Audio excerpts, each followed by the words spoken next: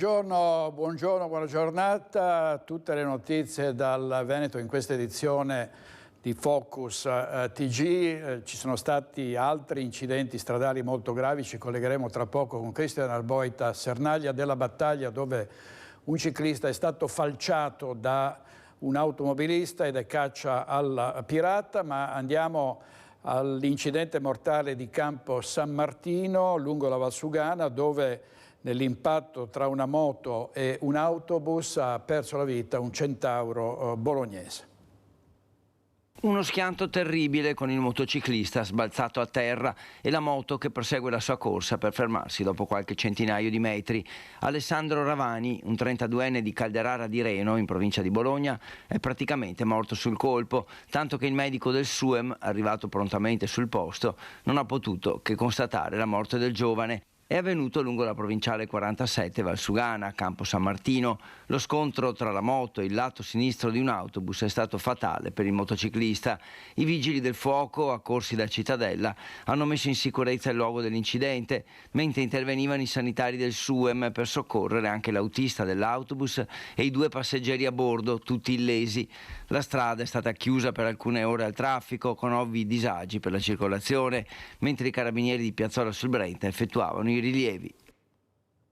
La tragedia di Porcellengo di Paese, dove è morto il piccolo Alessandro Izzi di 11 mesi in un asilo nido, saranno iscritte nel registro degli indagati le maestre che avevano la responsabilità della sorveglianza. È tutta una comunità in lutto. Ieri mattina, durante la messa nella parrocchia di Postioma, l'invito di Don Graziano a sostenere la famiglia, ma anche le educatrici, che ora sono ovviamente sotto shock.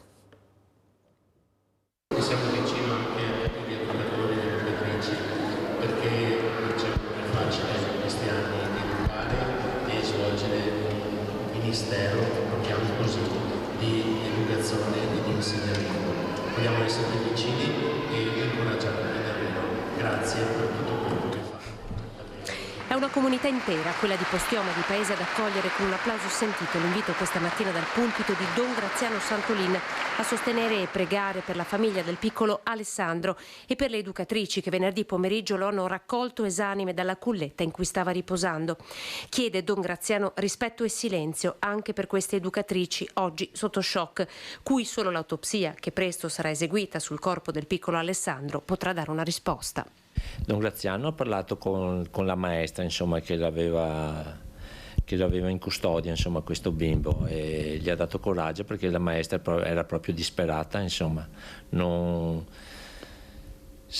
aveva più voglia di andare a lavorare il giorno dopo. Quando succedono queste cose gravi non è semplice. Al circolo Noi, chi gestisce la struttura, è stato informato proprio da Don Graziano venerdì sera, di ritorno dal pellegrinaggio in Istria, con queste parole.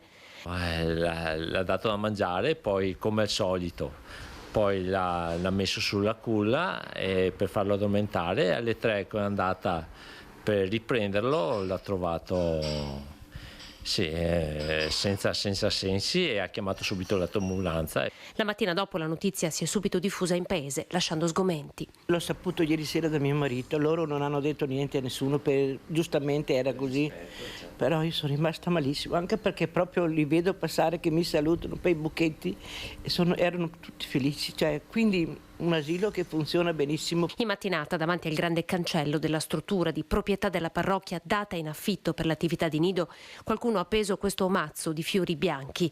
Ieri il sopralluogo dei carabinieri, questa mattina quello della proprietà. Il sindaco Katia Uberti presto contatterà mamma Laura e papà Kevin.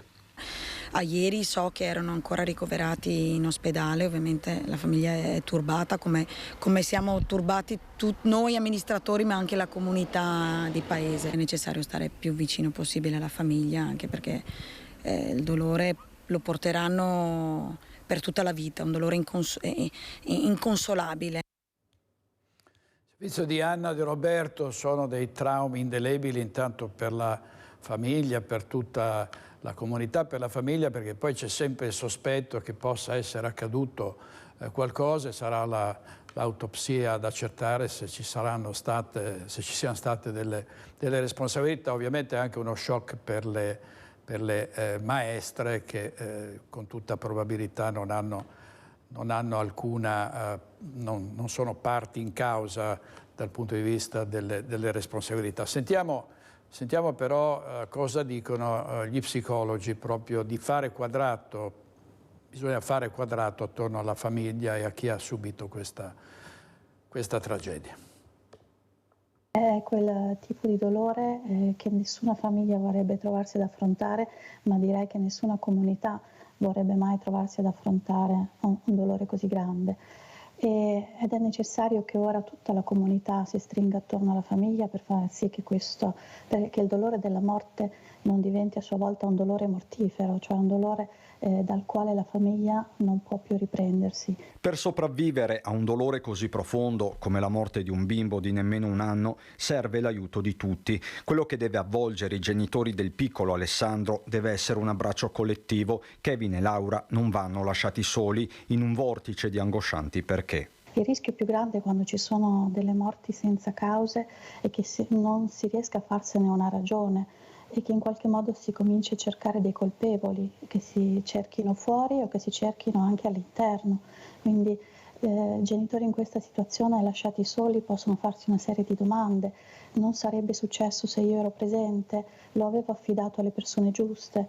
Quindi sicuramente hanno bisogno di contenimento da parte della comunità e giustamente un pensiero va rivolto anche a quelle educatrici che si sono trovate ad affrontare un evento di questa portata. Solidarietà alla comunità di paese, alle stesse educatrici, arriva anche da Roncade. Decisivo il ruolo degli enti locali, dei comuni. C'è lo sconforto dei genitori che sono i primi chiaramente a vivere questa situazione terribile, ma c'è anche lo sgomento per esempio di tutta una struttura educativo-formativa che deve continuare a svolgere il suo lavoro e pensate con che animo può farlo. La vicinanza è probabilmente lo strumento più forte che si ha in questi momenti e soprattutto evitare che appunto la comunità si disgreghi. Non è semplice, però chiaramente è l'unico strumento che abbiamo in questo momento.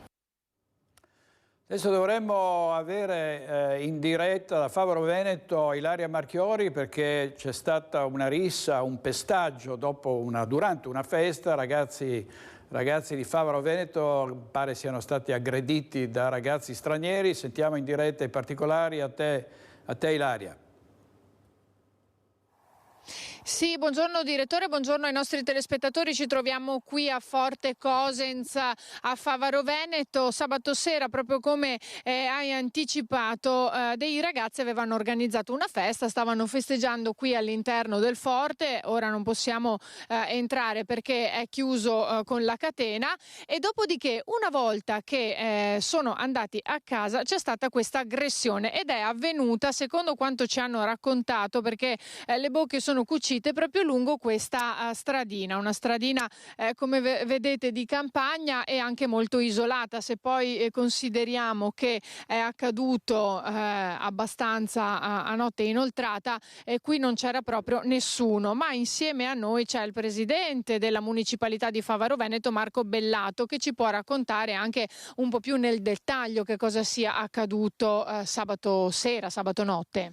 Sì, buongiorno direttore, ma questa è una struttura del dopolavoro della Regione, che viene gestita dal dopolavoro della Regione, dove il sabato solitamente vengono organizzate delle festine, delle festicciole con musica per i nostri ragazzi di Favaro, così senza dover per forza andare in giro con la macchina, che ne so, a Jesolo piuttosto che in altri posti del Veneto. Vengono qui, sono vicini a casa e stanno tra di loro e fanno un po' di festa come è giusto che facciano alla loro età. Si tratta di ragazzi tra i 17 e i 20 anni. Sì, quindi dovrebbe essere un luogo sicuro anche per i genitori che insomma li fanno venire qui a trascorrere le serate. Sì, è un luogo sicuro anche perché ci sono 3 genitori che sono sempre presenti, sono 3 genitori di ragazzi minorenni e quindi sì, il luogo dentro è sicuro, però per tornare indietro alcuni ragazzi sono venuti con la bicicletta e mentre stavano rientrando, dalle notizie che abbiamo appreso, poi ci saranno delle indagini e via dicendo, sono stati stati fermati da un gruppetto di ragazzi tutti extracomunitari, riferiscono, tra cui moldavi, rumeni, qualcuno di colore, che gli hanno intimato di dargli dei soldi piuttosto che il telefonino, piuttosto che le cuffiette. Orbene, questi ragazzi si sono trovati davanti a queste persone, sono stati anche, qualcuno si dice malmenato al polso, qualcuno ha preso un colpo in testa, a uno gli hanno rotto un dente, da quello che ci viene riferito. Però, e poi praticamente sono scappati e non è stato possibile identificarli. Da quanto ci viene riferito è intervenuta la polizia. Io avevo interpellato i carabinieri di Favaro per capire se avevano qualche notizia in merito, però è intervenuta la polizia e quindi non abbiamo ancora notizie su come stiano andando le indagini. Però è evidente che è un episodio grave, che preferiremmo che non fosse successo, perché da un punto di vista della sicurezza non è neanche più sicuro venire a far festa vicino a casa. Ripeto, piuttosto che vadano in giro per il Veneto è meglio che vengano qui, però anche qui non sono sicuri. A un certo punto cosa dobbiamo fare? Tenere i ragazzi a casa? Non possiamo neanche mandarli fuori la sera? E quindi la situazione è abbastanza preoccupante. Direttore, noi ce lo siamo detti tante volte, a questo punto sì, probabilmente è necessario incrementare le forze dell'ordine, più polizia, più carabinieri, più polizia locale e via dicendo, e poi anche intervenire con forza su una riforma della giustizia che sia una riforma vera ed efficace, che assicuri la pena, che la pena sia rigorosa, che abbia sì una funzione rieducativa, però che la gente che sia intimorita a commettere i reati, perché così non possiamo continuare sinceramente.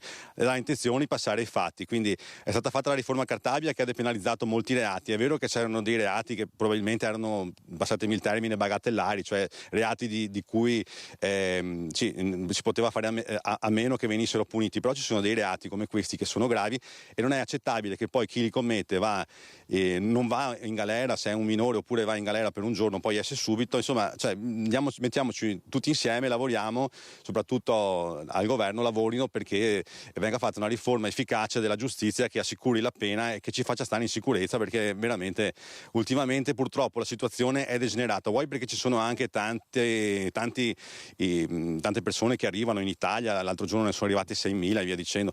Ho visto che domenica ne sono state bloccate 76, speriamo che a un certo punto vengano regolate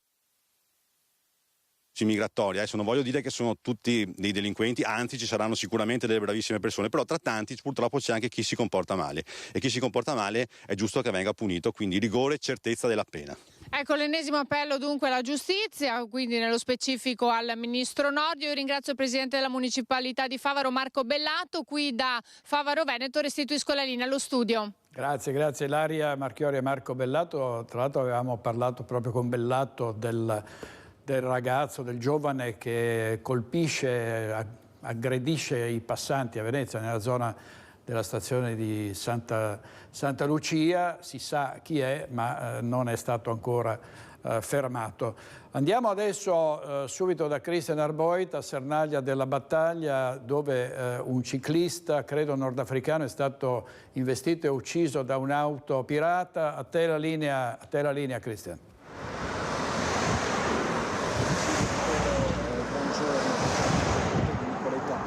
Che sta curando la parte tecnica. Non sentiamo, non c'è l'audio, vediamo se riusciamo a ristabilire il collegamento, se no andiamo avanti. Vediamo cosa è successo nel carcere di Padova domenica. È stata una domenica ad alta tensione perché 2 detenuti si sono arrampicati sul tetto. Vediamo.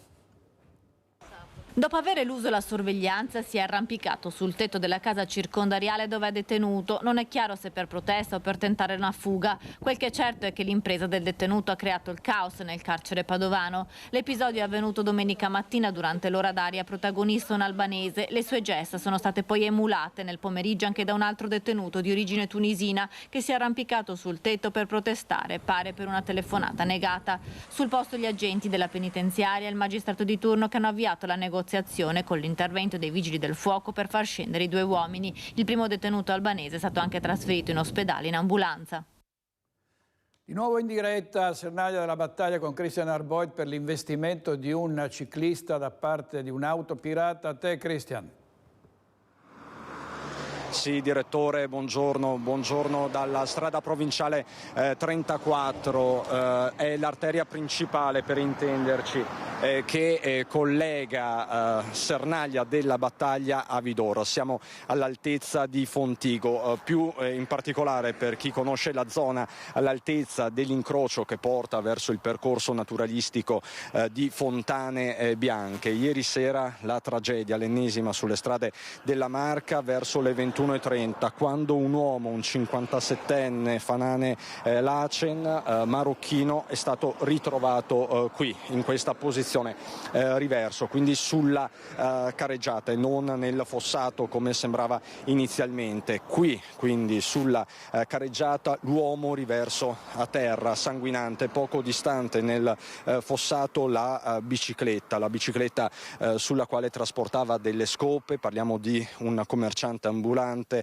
che da poco si era trasferito a Fontigo, viveva con alcuni connazionali, ma era molto noto proprio per questa sua attività porta a porta. Alle 9:30 l'uomo stava percorrendo questa strada, probabilmente in direzione Fontigo, quindi verso casa, quando sarebbe stato travolto. Utilizzo il condizionale, direttore, perché non ci sono testimonianze dirette, ma le lesioni che sono state riscontrate e ritrovate sul capo dell'uomo sono compatibili con un impatto violento, quindi ci sarebbe un pirata della strada, un automobilista, un camionista che lo avrebbe travolto e non si sarebbe fermato evidentemente a prestare soccorso. L'allarme, l'allerta è partita poi da alcuni automobilisti che per l'appunto hanno notato l'uomo riverso a terra. Parliamo di una strada molto frequentata, molto trafficata, dove si corre anche parecchio. Lo stiamo riscontrando con Nicoletta Rizzetto, una strada comunque poco illuminata, sulla quale appunto non sarebbero puntate perlomeno in questa parte delle telecamere. Anche questo è un elemento, però altre telecamere si trovano ovviamente nei punti di accesso principali e, come sapete, i dati in questi casi possono essere sempre incrociati. Stanno operando senza sosta i carabinieri che stanno raccogliendo le testimonianze di chi ieri sera era presente, si è fermato a prestare soccorso. Stanno visionando, stanno recuperando quelle immagini, quei sistemi di videosorveglianza che potrebbero essere utili e che magari non sono puntati su questa zona specifica, ma che potrebbero dare delle informazioni. Stando ad altre testimonianze raccolte ieri sera, l'uomo probabilmente stava zigzagando verso casa, quindi l'impatto con il suo possibile pirata della strada è stato molto violento. Per il momento è tutto. Questa mattina abbiamo raccolto delle testimonianze, le sentirete nel corso dei nostri telegiornali. Parliamo di un volto comunque noto, di un volto molto noto in zona proprio per la sua attività lavorativa. Ecco, come ti dicevo, qui la gente chiaramente sfreccia, è un rettilineo, insomma sono copioni che ben conosciamo. Per il momento è davvero tutto, direttore. Con Nicoletta Rizzetto ti restituisco la linea. Grazie molte, a più tardi ci saranno sviluppi delle indagini. Intanto vediamo dal giornale di Vicenza la foto di l'immagine di un altro incidente, un'auto che è uscita fuori strada in via Ghisa a Montecchio Maggiore questa notte verso le 3:20, del conducente nessuna traccia, cioè non è stato trovato nessuno all'interno dell'abitacolo o nella zona circostante, per cui si sta cercando di capire cosa è successo. Invece la morte di Andrea Toffoli ieri a Spresiano, le indagini sono in corso e la dinamica ormai sembra chiara, sotto sequestro il semirimorchio e nelle prossime ore i dettagli dallo Spisal che arriveranno in procura. Vediamo. La sponda posteriore del camion è calata su Andrea Toffoli come una mannaia senza lasciargli scampo, mentre l'uomo era accovacciato per delle operazioni di pulizia sul retro del mezzo. È una dinamica chiara quanto letale, quella che stanno ricostruendo i tecnici dello Spisal supportati dai carabinieri, talmente chiara che non è detto che sul corpo del 48enne di Arcade venga effettuata un'autopsia. I rilievi e gli incartamenti sull'incidente alla ditta Canziana di Spresiano saranno trasmessi in procura nelle prossime ore. È lì che verranno definite eventuali ipotesi di reato e iscritti nel registro possibili indagati. Di certo la strada dell'omicidio colposo sembra tracciata. Sotto sequestro risulta solo il semirimorchio, non la motrice del mezzo. Ci sono però diversi punti da chiarire. Innanzitutto capire perché il portellone del camion si sia chiuso improvvisamente, se per caso siano ceduti i perni. Resta il fatto che ancora una volta la Marca piange un'altra vittima sul lavoro a poche settimane dalla tragedia di Cadiraio a San Polo di Piave. Per i sindacati la misura è colma, servono più controlli e quindi stanziamenti ad hoc, dice la CISL. Dove prendiamo le risorse?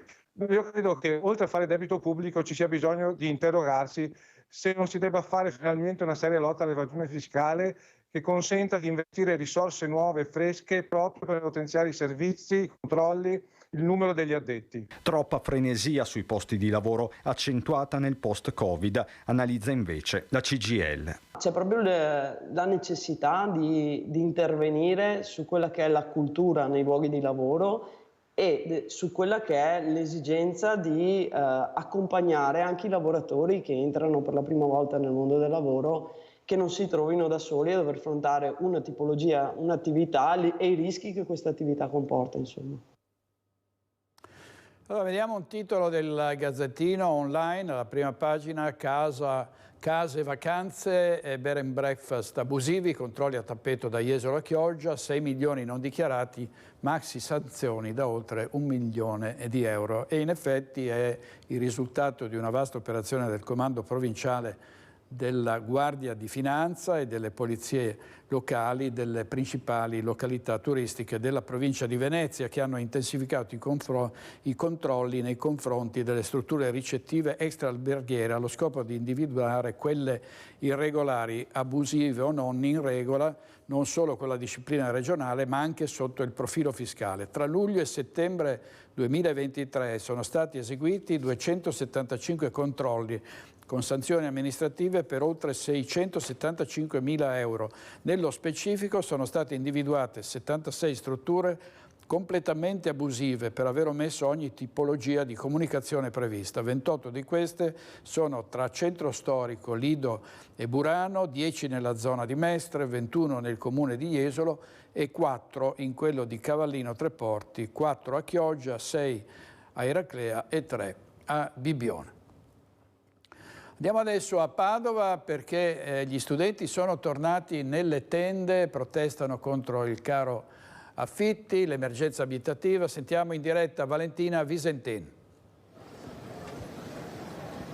Sì, buongiorno direttore, ci troviamo al Portello, il quartiere universitario per eccellenza qui a Padova. Gli studenti sono tornati in città, oggi di fatto è l'inizio ufficiale del nuovo anno accademico, anche se alcuni corsi sono iniziati nei giorni scorsi, ma con il ritorno degli studenti ritorna anche la protesta, l'emergenza abitativa. Nulla purtroppo è cambiato rispetto a maggio, quando li avevamo visti con le tende posizionate davanti a Palazzo Bo. Tende che torneranno proprio oggi pomeriggio. Ci racconta tutto Domenico Amico, rappresentante degli studenti UDU, perché in questi mesi estivi purtroppo i numeri non sono cambiati. Qual è la situazione?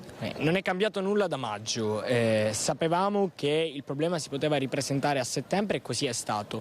Sono ormai 3 anni che viviamo questa situazione, non riusciamo più a reggere questa vita economica e questa vita universitaria con questo prezzo. A maggio l'abbiamo detto molto forte, l'abbiamo ribadito alle istituzioni, al governo. Ci avevano promesso 8.000 posti letto entro l'inizio dell'anno, ebbene oggi siamo il 2 di ottobre e questi 8.000 posti letto non li stiamo vedendo, quindi è necessario continuare la protesta affinché il governo ci ripensi e finanzi realmente per una residenza pubblica, per una residenzialità pubblica. Questa notte quindi starete accampati davanti all'università?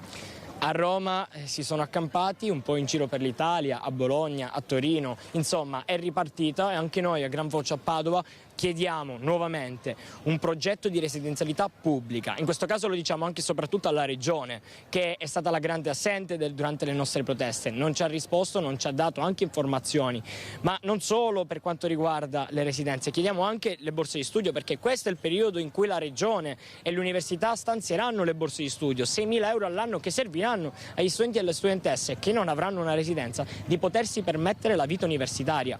Quindi quello che chiediamo è anche attenzione non solo sulle residenze, ma anche e soprattutto sulle borse di studio, che sono il mezzo con cui noi riusciamo ad andare avanti durante l'anno. E come vedete alle mie spalle sono tantissimi gli studenti che stanno passando, perché sono aumentate anche le immatricolazioni. Voi avete iniziato anche a volantinare questa mattina. Quali sono i numeri? Perché avete incontrato tantissimi studenti. Noi abbiamo girato per tutti i dipartimenti della città e non vedevamo questi numeri da tanto tempo. È finito ufficialmente quella che è stata la fase pandemica.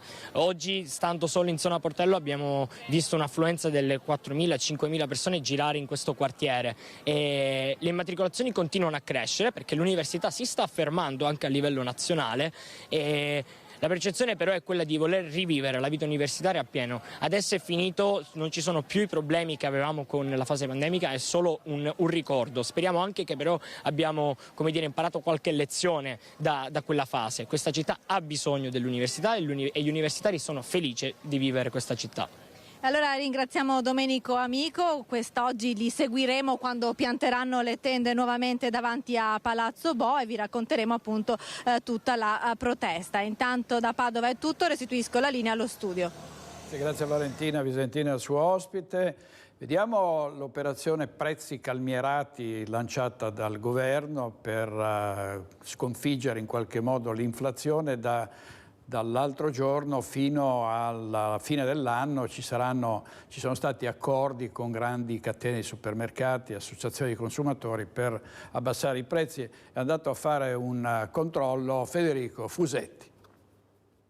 Si chiama trimestre anti-inflazione ed è un accordo raggiunto tra alcune catene di negozi di beni di prima necessità come supermercati ma anche farmacie e il Ministero del Made in Italy. Lo scopo è quello di bloccare i prezzi per 3 mesi, o meglio bloccare gli aumenti. Hanno aderito in molti, migliaia di punti vendita, soprattutto per generi di prima necessità. Però abbiamo fatto un giro qui a Padova in alcuni supermercati e farmacie. L'accordo scattava da ieri, domenica 1° ottobre, l'accordo è stato firmato un paio di giorni prima. Ancora molti punti vendita che non sono attrezzati, mancano gli adesivi per le vetrine, mancano le segnalazioni all'interno dei negozi, quindi diciamo che almeno a Padova questa iniziativa deve ancora partire veramente. C'è molta voglia di aderire, l'abbiamo sentito anche in questi negozi, però serviranno ancora alcuni giorni per attrezzarsi. Decine le catene di supermercati, anche le più piccole, che hanno confermato l'adesione, come Despar, Eurospar, Interspar, Famila, Conad, Coop tra le altre, e molte farmacie e parafarmacie. Aspiaga, ad esempio, ci ha confermato che aderirà con tutti i punti vendita, ma i tempi sono stati troppo stretti per partire regolarmente. La firma è del 28 settembre, rispettare il via da domenica 1° ottobre, troppo complicato sul piano logistico. È un accordo che viaggia tutto online, quindi i negozi devono produrre il materiale di comunicazione, applicare le locandine con i colori della bandiera italiana sulle vetrine tra gli scaffali, e per questo in molti casi serviranno altri giorni. Noi abbiamo visitato 5 supermercati di varie marche, alcune farmacie, tutti partiranno tra poco. Non esiste un elenco di prodotti specifico sui quali verranno bloccati gli aumenti, ma saranno decisi da ogni singolo operatore. Prodotti di prima necessità, alimentari e non, articoli per l'infanzia e per la cura della persona. Servizio di Federico Fusetti allo sforzo del governo per dimostrare che insomma sta cercando di aiutare le famiglie e le imprese con queste ed altre iniziative. Intanto però c'è un caro bollette che pesa anche sui municipi, sui sindaci. A Silea è stata necessaria una variazione di bilancio per fare fronte a questi aumenti. Sentiamo. Abbiamo dovuto intervenire sul bilancio comunale con una variazione di circa 40.000 euro per appunto adeguarci ai nuovi aumenti che ci sono stati. 40.000 euro, a tanto ammontano gli aumenti dell'energia elettrica per il comune di Silea, che proprio nelle ultime ore si è trovato costretto ad approvare una variazione di bilancio per la medesima cifra. Il caro bollette dunque continua, come già accaduto lo scorso anno, a incidere sulle casse del municipio. La bolletta dell'energia elettrica incide anche quest'anno, anche rispetto a quelle che sono le previsioni che abbiamo fatto. Per ora gli aumenti riguardano l'energia elettrica, ma nei prossimi mesi si dovranno fare i conti anche con le bollette del gas. Alle amministrazioni comunali è data la possibilità di applicare l'avanzo anche alle spese correnti strada percorsa a Silea. Noi abbiamo dovuto erodere il cosiddetto avanzo di bilancio per poter pareggiare i conti. Per questo tipo di importi della serie è sempre utile avere un accantonamento per opere di asfaltatura e messa in sicurezza, viabilità, anche per cosiddetta spicciola, e purtroppo una parte di queste risorse sono state destinate agli aumenti energetici. Rossella Cendron, la sindaca di Silea, e di sindaci si sta parlando molto perché finalmente le loro retribuzioni sono state aumentate. Ovviamente sono scoppiate le polemiche perché per esempio i sindaci delle grandi città, si faceva l'esempio del sindaco di Milano Sala, guadagneranno 13.000 euro, qualcuno ritiene questa cifra assurda, poi dopodiché se si vanno a vedere gli stipendi parlamentari, ministri, europarlamentari, consiglieri regionali, si vede che i livelli sono quelli, quindi i sindaci, soprattutto nelle grandi città, hanno delle belle gatte da pelare. Non parliamo poi di quelli delle città che non hanno meno problemi, sia pur essendo più piccole. E c'è il primo cittadino di Cessalto che non ci sta a questo alone di antipolitica nei comuni, perché dice prendo 1.000 euro lordi al mese e ci ha mostrato la sua busta paga in diretta. Vediamo.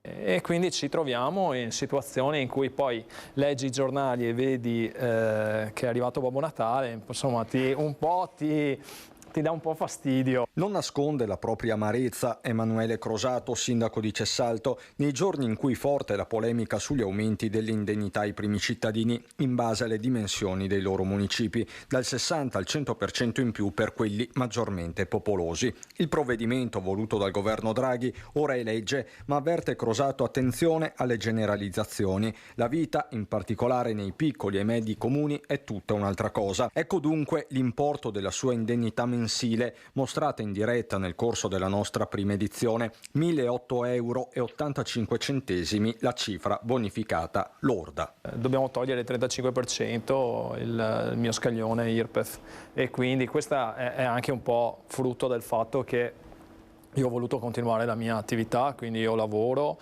e quindi ho già diciamo una riduzione del 50% come prevede la legge, e non ho mai chiesto finora un euro di rimborso spese o quant'altro, per mia scelta, perché altrimenti fra 5 anni mi ritroverei in un mondo del lavoro completamente cambiato e farei fatica proprio personalmente a ritrovarmi, e quindi ho deciso di continuare comunque la mia attività pur avendo questa possibilità, quindi dandomi questa possibilità di andare in aspettativa, e quindi prenderei i 2.000 euro lordi. Crosato inoltre di tasca sua paga circa 600 euro annui di assicurazione per lo svolgimento delle funzioni, così come la stragrande maggioranza dei colleghi. Il nostro continua a essere servizio civico, ribadisce, togliendosi più di un sassolino dalla scarpa. È veramente ridicolo che si vengano a prendere i soldi, i costi della politica sui comuni.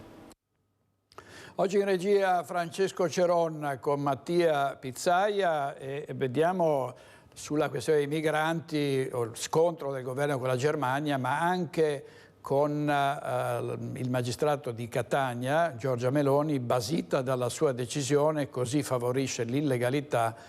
L'Associazione Nazionale Magistrati ha rispettato la legge, il governo cambia i modi, e con un po' sui social la Presidente del Consiglio interviene contro la giudice che ha dichiarato illegittimo il decreto Cutro. La sezione etnea del sindacato delle toghe respinge le accuse con sdegno. E si sta occupando di immigrazione anche Luigi Brugnaro, sindaco di Venezia, che propone di offrire occupazione agli immigrati che vogliono lavorare, ma chi non si comporta bene, ha detto il primo cittadino di Venezia, deve tornare a casa. C'è un grande luogo di opportunità. Parlo del Veneto adesso perché siamo qua, ma in generale dell'Italia. È una piattaforma che davvero, se devi investire, investi qua. Vai all'estero, studia, fai come credi, ma poi torna qua, stai qua. Dobbiamo attrarre altri giovani da altre parti, arriverà gente da tutto il mondo, quelle anche se non le vogliamo arrivano, per cui dobbiamo avere la logica dell'inclusione e la logica della meritocrazia e della competenza. Economicamente il momento non è facile, ma le potenzialità di crescita e sviluppo imprenditoriale e occupazionale non mancano, secondo il sindaco Luigi Brugnaro, che confrontandosi col ministro del lavoro e delle politiche sociali, Marina Elvira Calderone, al Salone dell'Alto Artigianato Italiano di Venezia, ha toccato anche il tema del flusso migratorio che ora come non mai sta attraversando il nostro paese e che va governato. Le frontiere vanno presidiate, punto. Ma siccome sappiamo tutti che comunque qualcuno entrerà lo stesso, non è solo dal mare, ma anche dalla rotta balcanica, ne arrivano tantissimo a Trieste per esempio, allora immaginando che comunque qualcosa non funzionerà nei prossimi anni, perché è probabile, conoscendo il nostro paese, a questa gente non è che possiamo immaginare i campi di concentramento, dobbiamo invece pensare, ci sono i CAS, i centri di accoglienza, bene, lì dentro dobbiamo andare a pescare la gente subito, le imprese, che possono metterli a lavorare. Brugnaro propone di alzare i limiti del reddito per non perdere il diritto di accoglienza, un modo per incentivare e rendere possibile l'attività di chi vorrebbe impegnarsi in un lavoro, evitando così il ricorso al sommerso. Ma si possono anche studiare soluzioni per affittare e ripopolare tutto quel patrimonio immobiliare attualmente vuoto. Chi affitterà gli appartamenti? Le imprese. L'impresa collega l'affitto al lavoro, al contratto di lavoro, finché c'è il contratto di lavoro c'è l'appartamento, quando non c'è più il contratto di lavoro non c'è più l'appartamento, dove va sto qua? Torna al CAS. Semplicemente, e facciamo la logica dell'integrazione reale. Allora questi cominciano a pagare le tasse, a pagare l'INPS che ne ha tanto bisogno e soprattutto a integrarsi realmente lui e la sua famiglia. E la Marca trevigiana ancora nel mirino dei ladri, raffica di furti un po' in tutta la Marca. Venerdì sera una coppia di colombiani si è introdotta in un appartamento in centro a Treviso, in via Don Milani, ma è stata scoperta e messa in fuga dai condomini. Sono stati presi poco dopo dai carabinieri. Io ero andata da mia figlia che abitava qua davanti, vengo a casa, dopo un'ora mi hanno fatto il macello, portato via tutto. Che ora era? Allora, verso 6:30, 7. Erano le 6:30 anche venerdì. Fortuna ha voluto questa volta che nella terrazza accanto vi fosse una condomina di 57 anni e giù in giardino il marito con un'altra persona. I ladri non hanno così avuto scampo. Al grido al ladro, i malviventi sono scesi di corsa, trovando in giardino il signor Michele Nastasi e un altro condomino che hanno cercato di fermarli. In quel momento in via Don Milani transitava una pattuglia dei carabinieri in Borghese. Era in corso infatti un servizio di controllo del territorio, perché gli stessi condomini avevano segnalato la presenza di persone sospette. A confermarlo un altro residente. Diversi sono stati i furti in quartiere negli ultimi mesi. Da giugno ad oggi è la terza volta che succede. C'è stato il famoso furto di quest'estate fatto mentre i proprietari di casa erano all'interno dell'abitazione e la signora era in doccia e il signore era in salotto. Gli ultimi piani so che hanno tentato tante volte. Quindi usando la pensilina? La pensilina o la porta aperta? Perché purtroppo anche la porta non è sempre chiusa.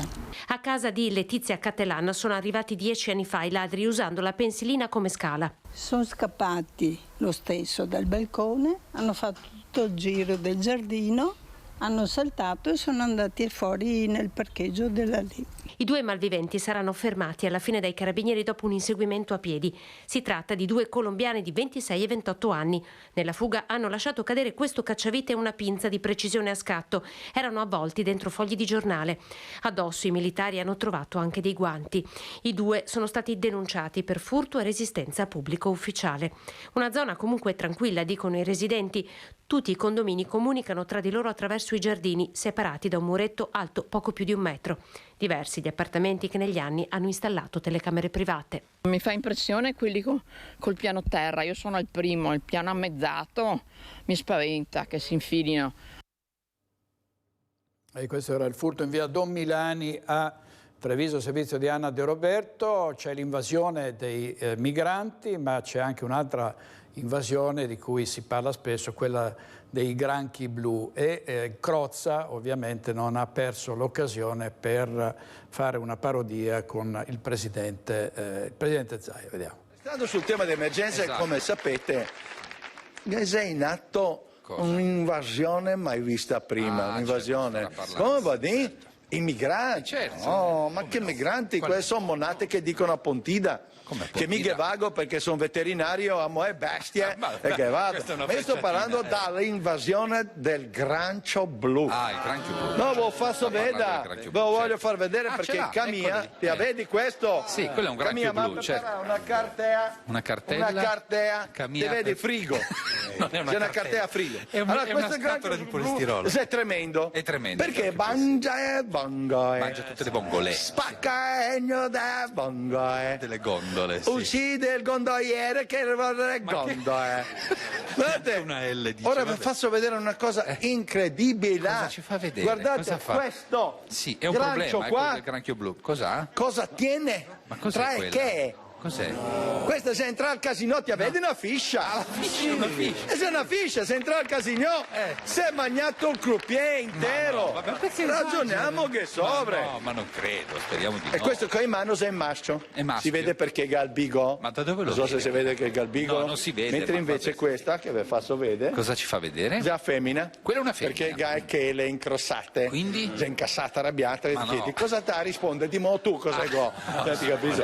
Non è un modo per Ora io riconoscerlo. dico chiaro, io sono per l'accoglienza del granchio. Ma non sono perché immigrati, mi sono per l'accoglienza, ma il granchio che viene qui si deve integrare. Ma come fa un granchio a integrare? La prima parola che deve imparare il granchio. È finito lì, poi alla fine c'è l'invasione dei granchi.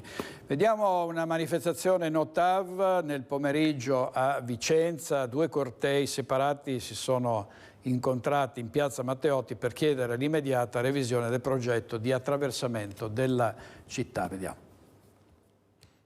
Siamo in partenza con il corteo di Vicenza Ovest per raggiungere Borgoberga, a Borgoberga e il resto della città. Erano alcune centinaia i manifestanti contro la TAV che nel pomeriggio, partendo dai quartieri Ferrovieri e San Pio X, si sono incontrati a Borgoberga per marciare uniti verso il centro cittadino. Rappresentanti di numerose associazioni preoccupati per le conseguenze sul territorio e sulla salute dei residenti.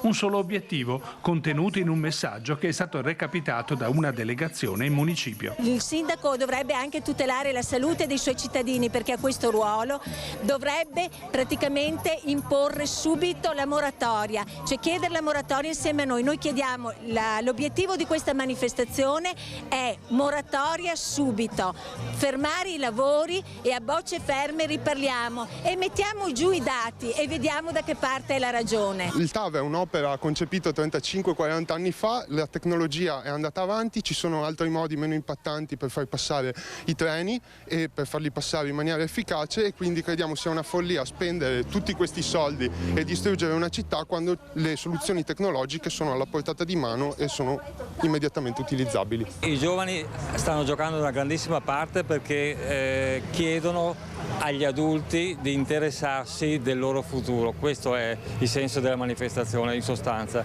Ce l'abbiamo contro un progetto che aprirà in 2 la città, 24 cantieri, 10 anni previsti di lavoro che normalmente in queste situazioni poi diventano magari 12. Un progetto che costa tantissimo alle risorse pubbliche, al bilancio pubblico, quando sta precipitando lo Stato sociale e la sanità.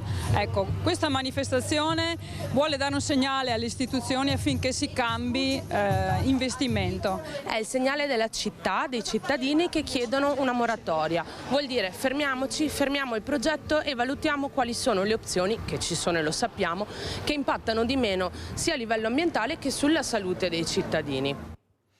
Andiamo da Vicenza a Bassano del Grappa, dove ci sono altre polemiche all'interno dell'amministrazione comunale, che è stata giudicata dall'opposizione immobile, non solo sulle grandi opere ma anche sulle scelte da fare, tra queste quella del sostituto del Presidente del Consiglio Comunale Stefano Facchin, che ancora manca. Vediamo.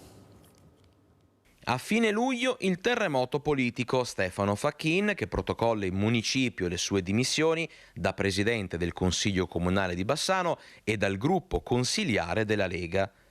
E dopo oltre 2 mesi qualcuno, anzi qualcuna, ha pensato bene di rinviare ulteriormente la nomina del sostituto di Facchin, forse perché trovare un nuovo presidente del Consiglio Comunale vorrebbe dire dialogare, coinvolgere tutte le parti politiche e raccogliere consensi.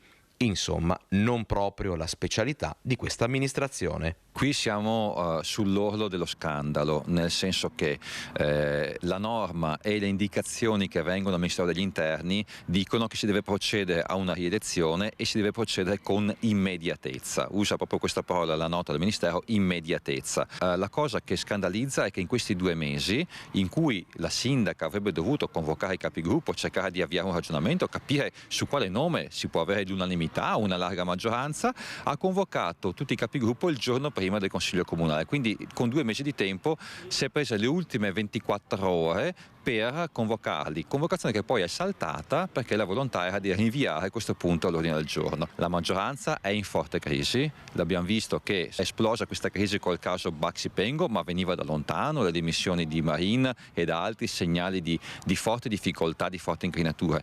Anche sulla decisione di chi votare come Presidente del Consiglio, questa maggioranza davvero si sta barcamenando in qualche maniera. Strategie e comportamenti di un'amministrazione che politicamente fa fatica a trovare stampelle su cui reggersi e preferisce rimanere seduta, ferma, per non cadere, anche se, a onor del vero, ferma del tutto questa amministrazione non è stata.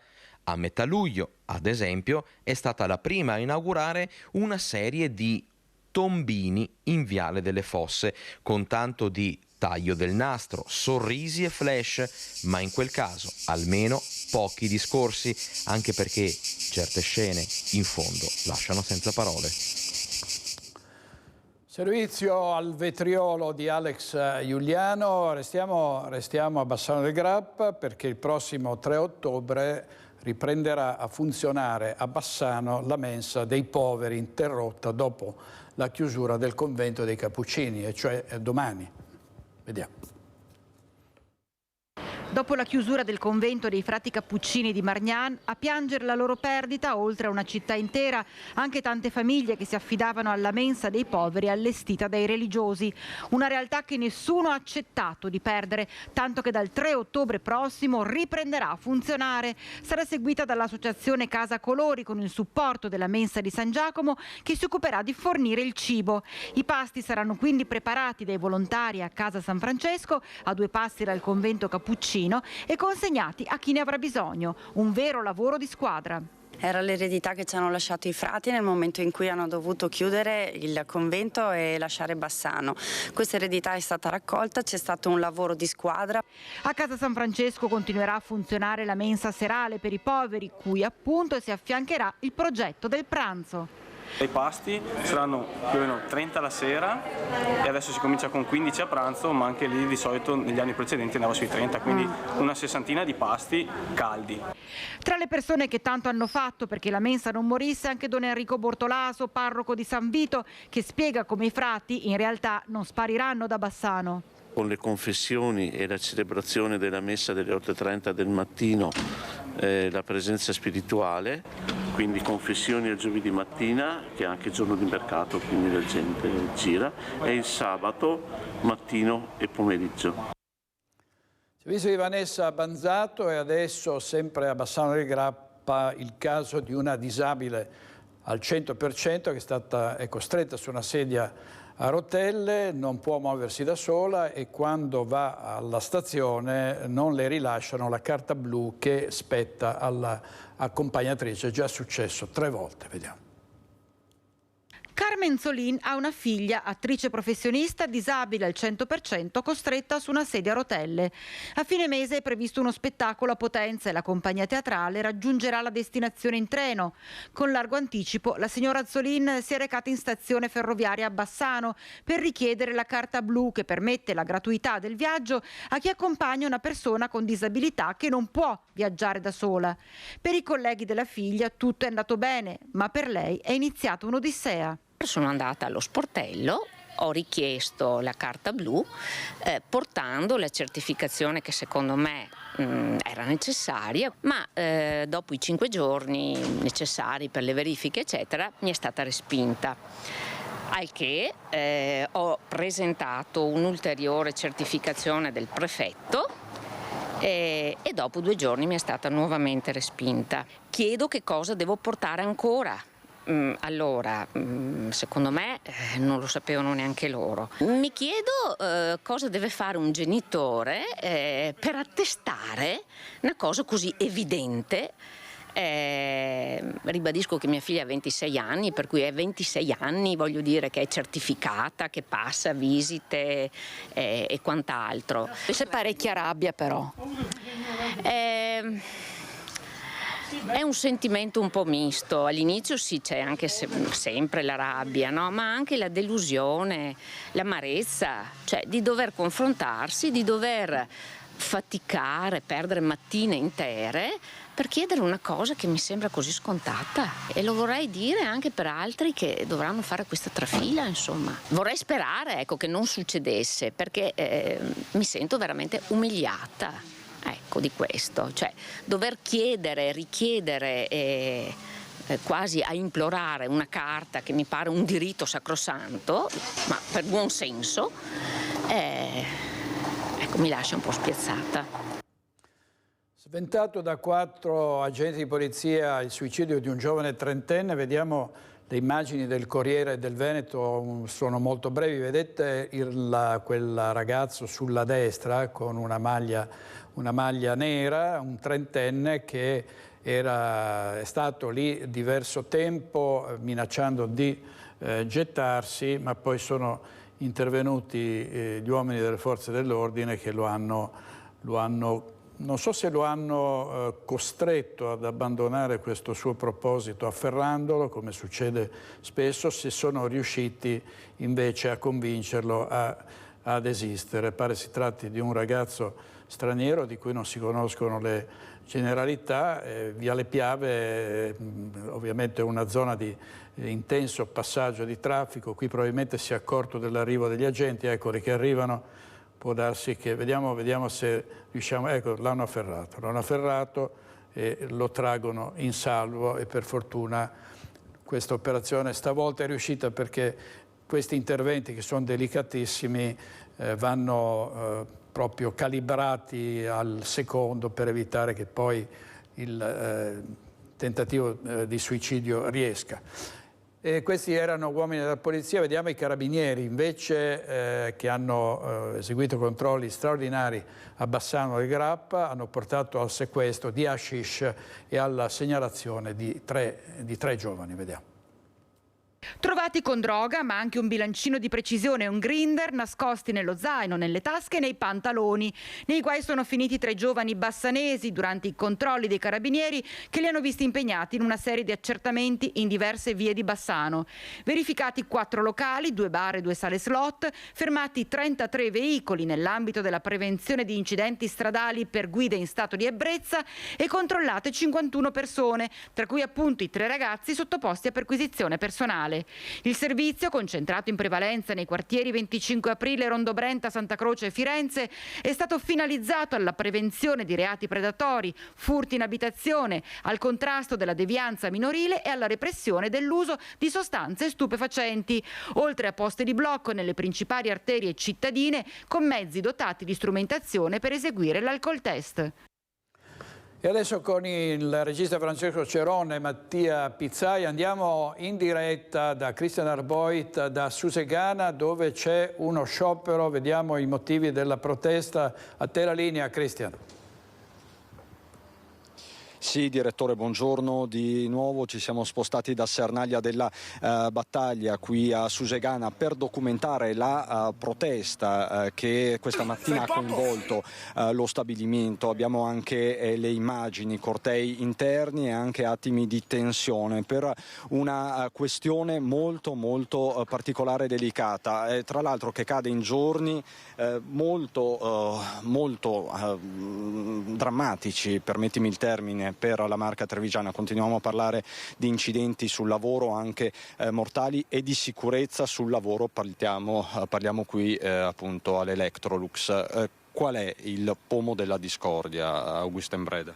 Ma che hanno tolto dei soldi dalla busta paga a una lavoratrice accusata di essersi infortunata.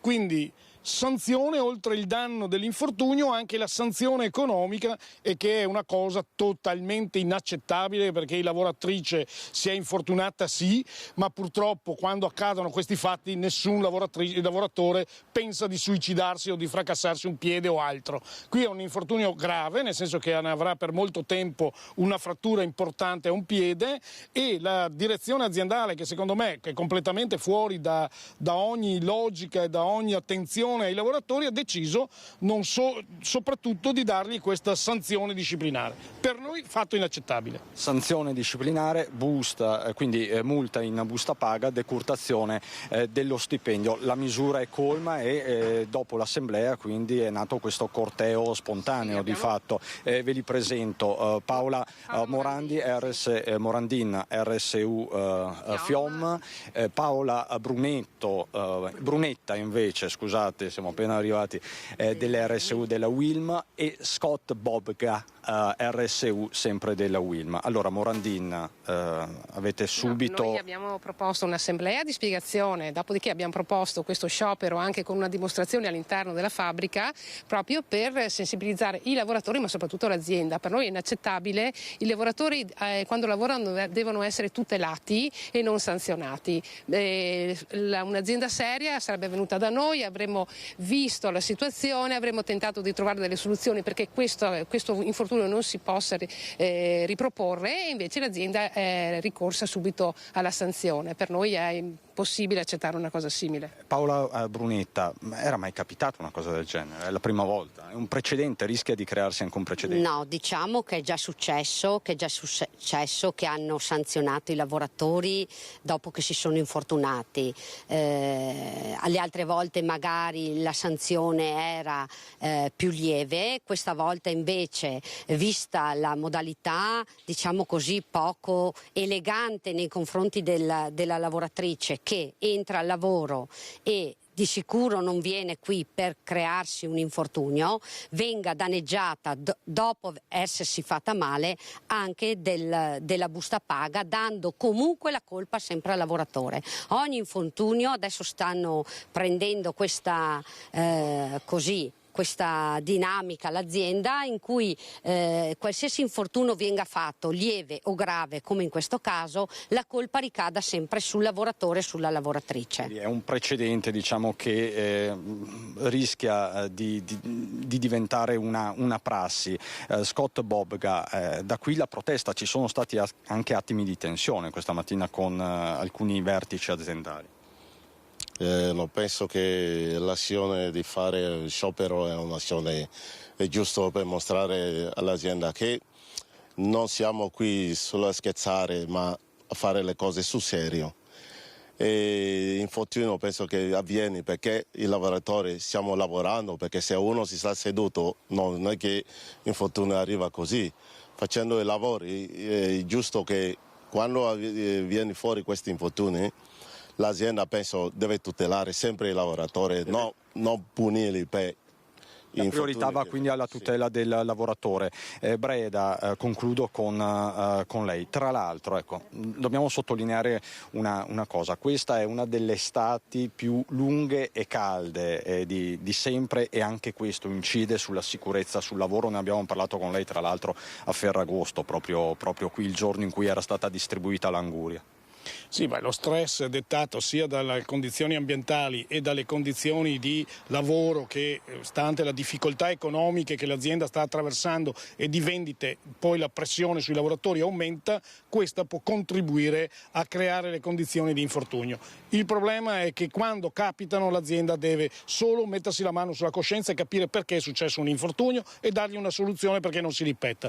È sbagliatissimo e per questo abbiamo scioperato in maniera anche pesante in questi giorni, oggi, proprio perché non è possibile accettare questo tipo di atteggiamento. Ecco, quello è il timer vostro caratteristico, 21 giorni senza infortuni. In realtà c'è stato un infortunio anche pochi giorni fa che ha riguardato un uomo di una cooperativa esterna, quindi insomma è un tema che esiste. Sì, di infortuni ce ne sono stati di gravi almeno 3 nel giro di poco tempo, da luglio ad oggi, tra cui questo della ragazza di oggi che ha preso la sanzione, che non è neanche l'ultimo, e questo della ditta esterna che non viene conteggiato in quanto non dipendente, però è sempre un infortunio avvenuto sul posto di lavoro, dentro il lavoro, e per un lavoratore che comunque faceva attività a favore dell'Eletro, sarà una ditta di subappalto. Grazie Breda, grazie Morandin, Brunetta, grazie Scott Bobca e con Nicoletta Rizzetto dall'esterno dell'Electrolux, direttore, ti restituisco la linea. Grazie Cristian, grazie molte. Adesso andiamo a Vicenza. Dal 2013 ad oggi hanno speso oltre 100 milioni di euro le 4 società idriche che sono intervenute per arginare l'inquinamento da FAS, lo si è appreso alla Corte d'Assise del Tribunale di Vicenza.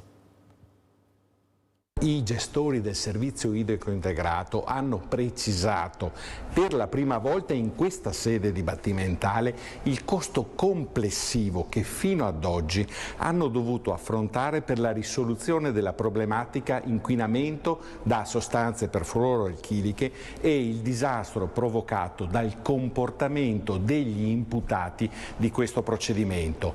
La somma che ne è uscita è pari all'incirca a 100 milioni di euro. È il dato significativo più rilevante emerso nell'ultima udienza del processo FAS, che vede imputati 15 manager della Miteni, ICG e Mitsubishi Corporation, le società a cui faceva capo lo stabilimento di Trissino, principale accusato per il pesante inquinamento ambientale delle province di Verona, Padova e Vicenza. 4 società idriche costituitesi parti civili dal 2013 hanno stanziato oltre 100 milioni di euro per realizzare nuove opere idrauliche per fornire acqua pulita alla popolazione residente in un'area di oltre 180 km².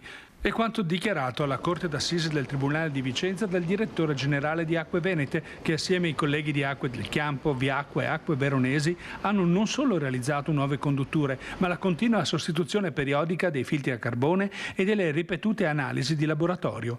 Un importo quantificato per la prima volta a seguito del disastro ambientale e destinato a crescere. Non è la somma definitiva perché l'inquinamento non è terminato e quindi i costi successivamente andranno ad ampliarsi. Servizio di Daniele Garbina, andiamo in pubblicità 2 minuti e torniamo subito con voi con Focus TG, grazie.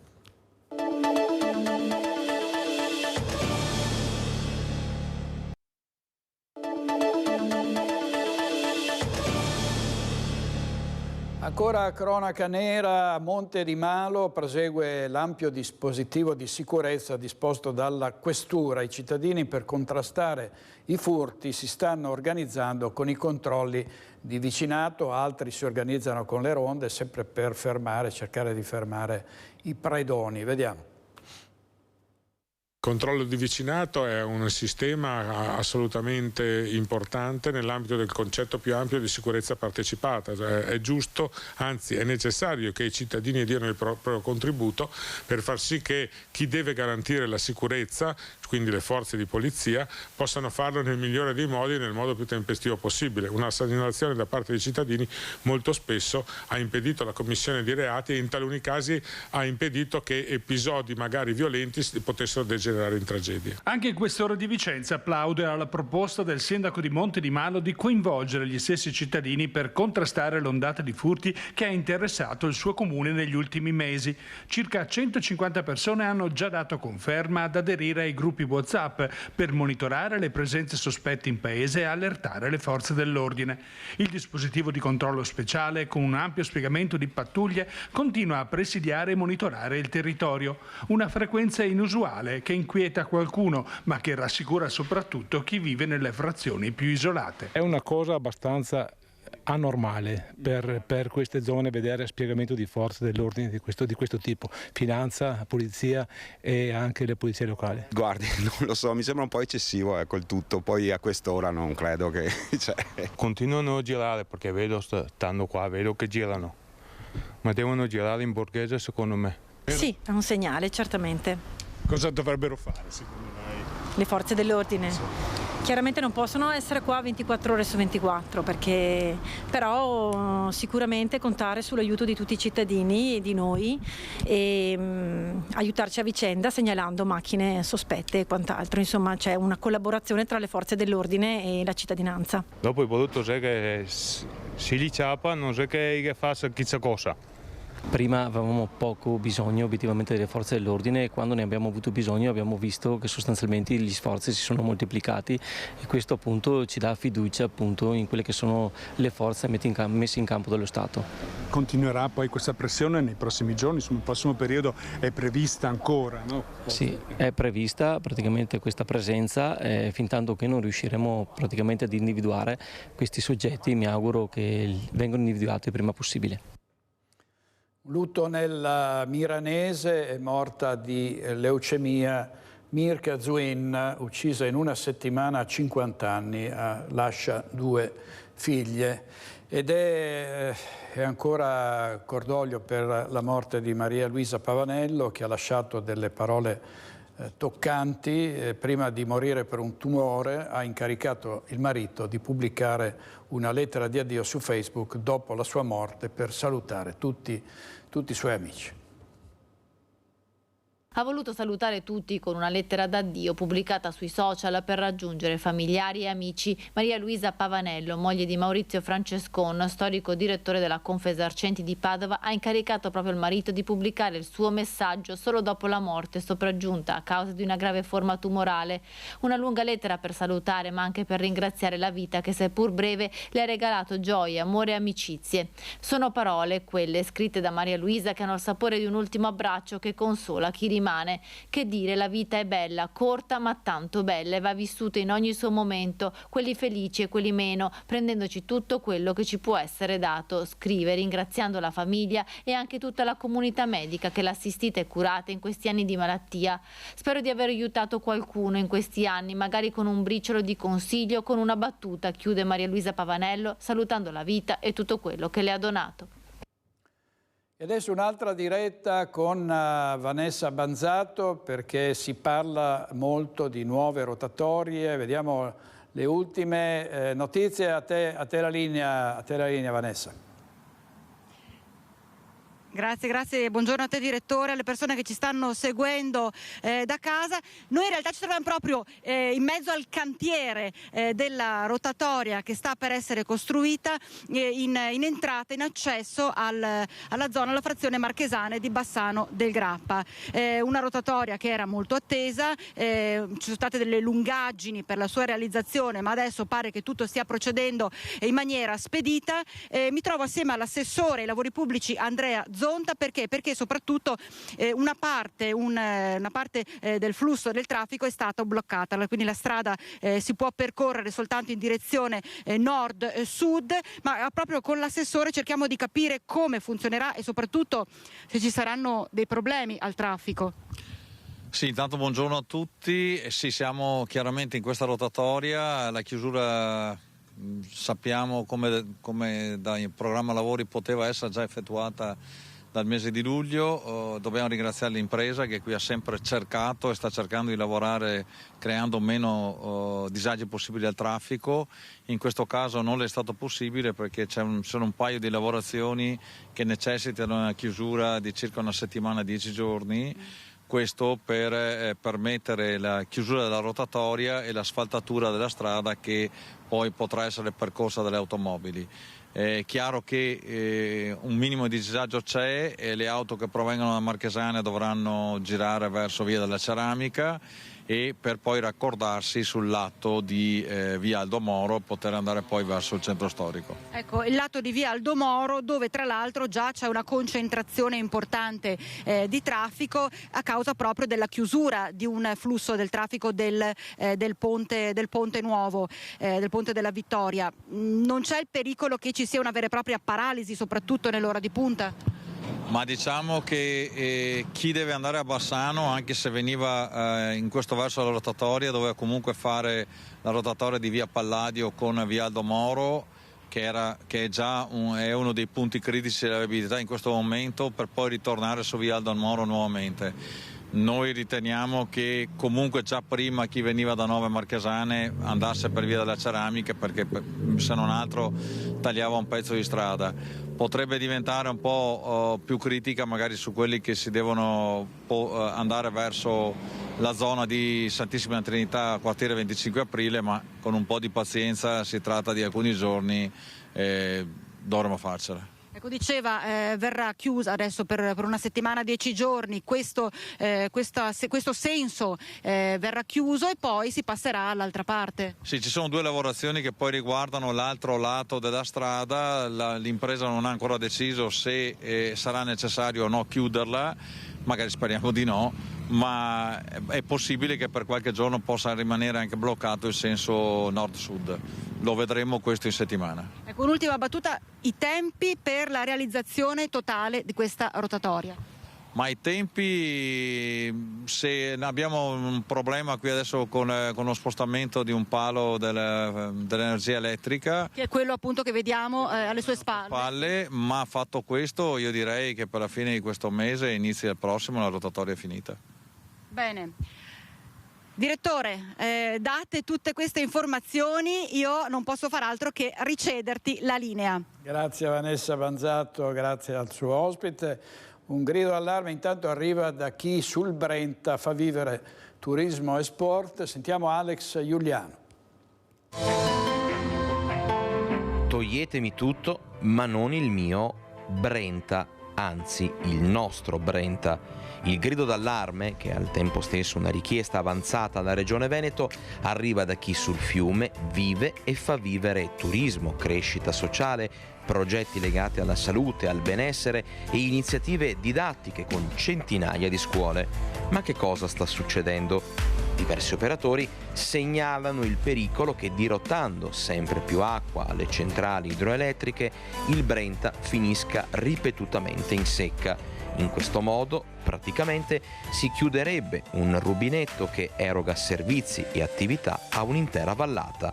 Per noi diventa un problema di pericolo, perché il Brenta non è fruito solo da noi, ma è fruito da migliaia di sportivi e di turisti tutti i giorni, ed è diventata una palestra internazionale stupenda che non possiamo certo dimenticare. Il valore sociale del fiume Brenta è importantissimo, anche dal punto di vista didattico. Sappiate che quest'anno noi abbiamo portato 180 istituti e stanno riprendendo dopo la pandemia a tornare, sono venuti gruppi di asti eccetera, dunque ha un valore sociale, sportivo, agonistico e didattico.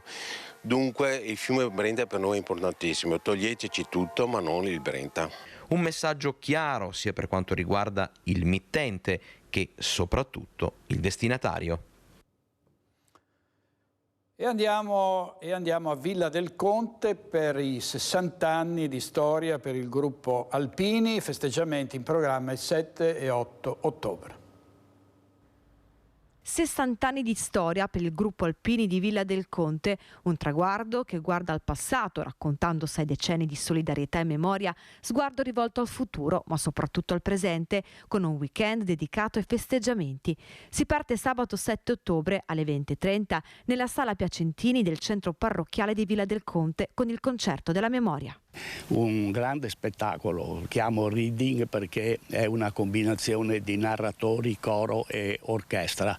Festeggiamenti che proseguiranno domenica 8 ottobre con un programma ricco di appuntamenti. La domenica ci sarà in Piazza Vittoria la manifestazione classica con la cerimonia che ha come aspetto più importante la lettura dei nomi dei soci andati avanti alla presenza delle famiglie. Famiglie che insieme alle penne nere saranno il cuore della sfilata. L'Associazione Nazionale, la sezione ANA di Padova, ha concesso che i familiari dei soci andati avanti possano sfilare assieme a noi. Sfilata che porterà verso l'Oasi Vallona e qui un'importante inaugurazione per tutta la comunità.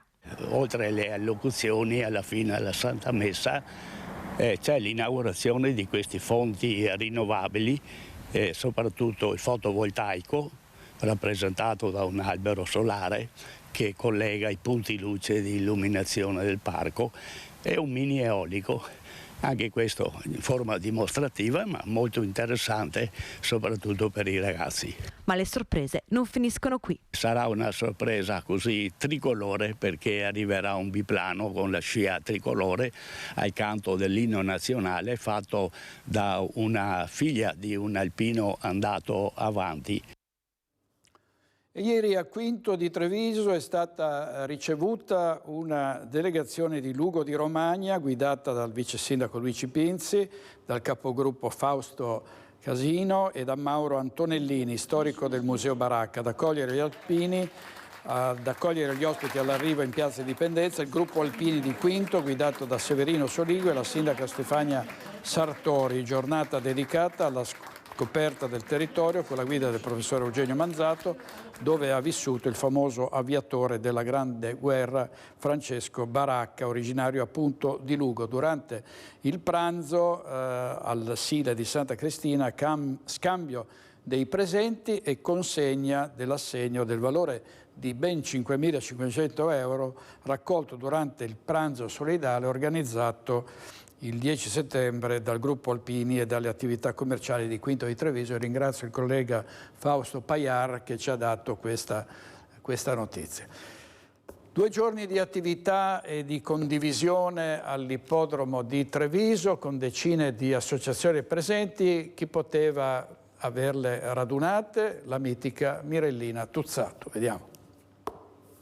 Ho iniziato a 7 anni a cavalcare i cavalli. Ho fatto i centri estivi per 2 estati e poi dopo 11 anni ho voluto ritornare e sentirmi in libertà con un cavallo. Il valore della rete, mettersi insieme per l'inclusione e lo sport e stare insieme ha una valenza incredibile. L'ippodromo di Treviso apre le porte all'inclusione, 2 giorni tra stand e attività ludico-pratiche, un'occasione per conoscere, fare esperienza di nuovi sport e essere a contatto con gli animali. Treviso, Silea, Roncada e tanti protagonisti di questa 2 giorni organizzata da Mirella Tuzzato. Per noi farci conoscere e dare un risalto all'attività sportiva di qualsiasi genere in questa giornata è per noi una buona opportunità, sia per farci conoscere ma anche per far capire a tutte le persone con disabilità intellettive e relazionali che possono accedere a qualsiasi sport. Lo sport può insegnare tante cose, contiene,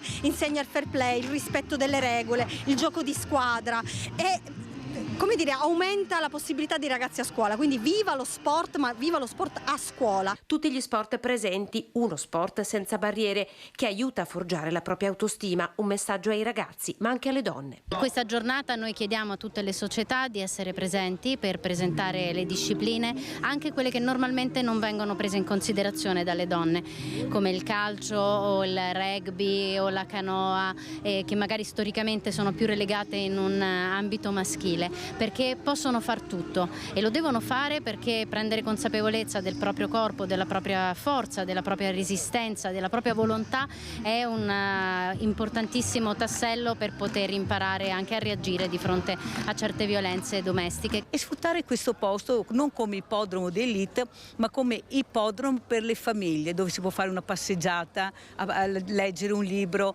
tantissime cose, lontano dai rumori del traffico, lontano da tutto, dove puoi staccare la spina. Questo è un altro obiettivo. C'è anche questo, ci siamo, venite, partecipate, fate comunità, questo è il messaggio.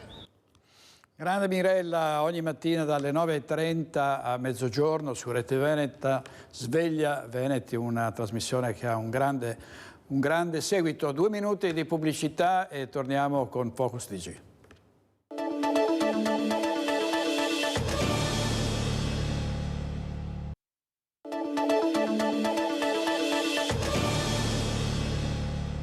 100.000 sono arrivati a Treviso, ieri è stata una domenica dei grandi numeri perché tantissime manifestazioni, tra queste anche quella del tiramisù, complice il bel tempo, una folla immensa e ovviamente la soddisfazione del sindaco Mario Conte.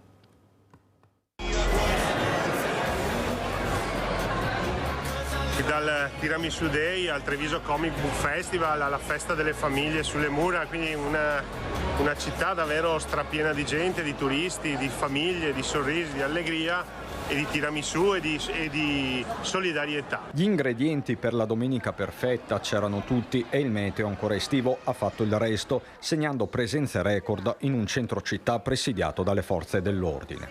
Attraverso i lettori targhe posizionati all'ingresso della città abbiamo calcolato che a metà pomeriggio le presenze a Treviso fossero circa 80.000, ma non escludiamo che entro la serata la cifra possa raggiungere anche le 100.000 presenze. Numeri importanti che segnano nei fatti l'avvio della stagione autunnale in centro, basilare per il commercio, ma anche l'apertura del mese del bambino con tutta una serie di iniziative. Sulle mura circa una ventina le associazioni in festa che hanno proposto attività e intrattenimento per i più piccoli, ma anche spazi di confronto per i genitori. Mettili qui che vediamo.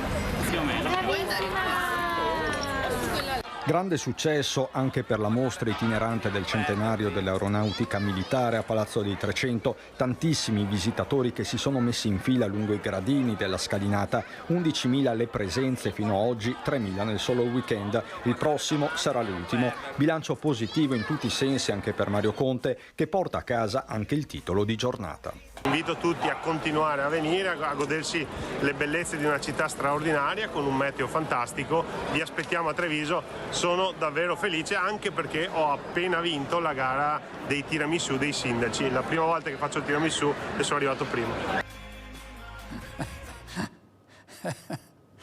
Grande sindaco.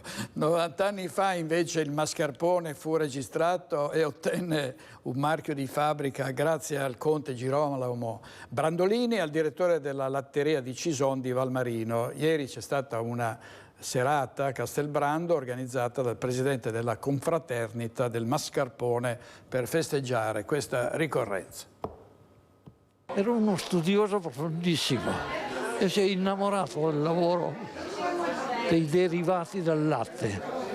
Ha portato la latteria a produrre derivati di primissima qualità, erano qualitativamente migliori che c'erano in Italia. 1930 la latteria di Cison di Valmarino, diretta da Remo Dolce, a parlare il figlio Gianmarco, esporta burro per i migliori alberghi d'Europa. 3 anni dopo queste stanze videro la nascita del mascarpone, oggi ingrediente principale del tiramisù. Ed è stato grazie al genio imprenditoriale del conte Girolamo Brandolini e di Remo Dolce che il marchio del mascarpone 90 anni fa fu depositato a Roma. A ricordare questo anniversario il presidente della confraternita del mascarpone 1933, Remigio Villanova, che ha radunato ieri una platea d'eccezione a Castelbrando, consegnando ai nipoti di Remo Dolce una medaglia. Siamo noi gli unici depositari di questa registrazione e del marchio in pratica del mascarpone. È stato un mio collega Giovanni Toppolati che ha trovato i documenti della registrazione. Diverse le confraternite presenti a realizzare il dessert rigorosamente tiramisù, gli allievi dell'Istituto Beltrame di Vittorio Veneto. Tra le portate storia e tradizioni con la congrega Radici e Fasioi e i maestri dello Spiedo di Alta Marca.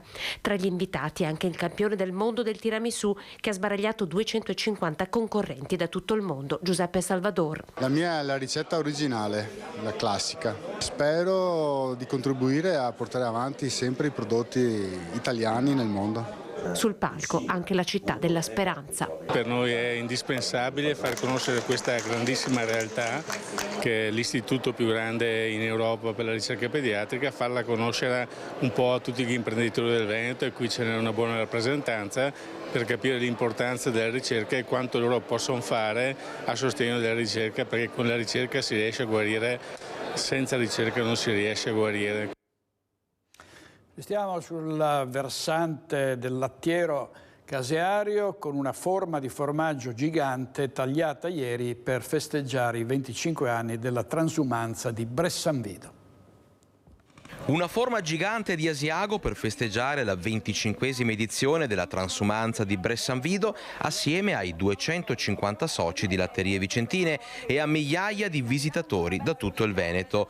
Festa grande domenica nello stabilimento della piccola Olanda Vicentina, dove sono arrivate tantissime famiglie per scoprire il mondo dei formaggi attraverso visite guidate, spettacoli, masterclass, degustazioni e tanto divertimento. Il clou della giornata è però rappresentato dal taglio della forma di Asiago DOP da oltre 1 tonnellata, creata come ogni anno per l'occasione, con il presidente di Latterie Vicentine Alessandro Mocellin e l'allevatore Marino Pagiusco, che si sono esibiti in un'operazione spettacolare sul grande carro allestito per l'occasione. Il ricavato della vendita di questa maxi forma è poi stato devoluto in beneficenza. Una festa, quindi, anzi una domenica in famiglia.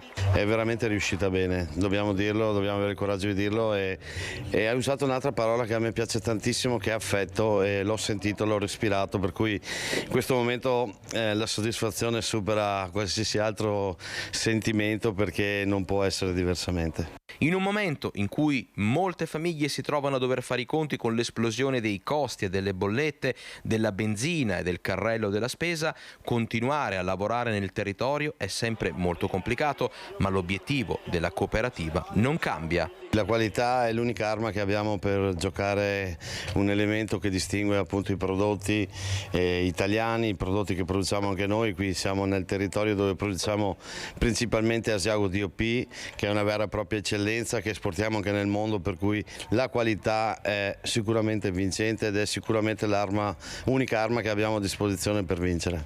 Buone notizie sono arrivate anche da Caseus, dove la cooperativa vicentina, in gara con altri 124 caseifici, si è aggiudicata il primo premio con il pan di formaggio, una provola affumicata, seconda con l'Asiago fresco e il Vezena stagionato, terza con lo Stravecchio.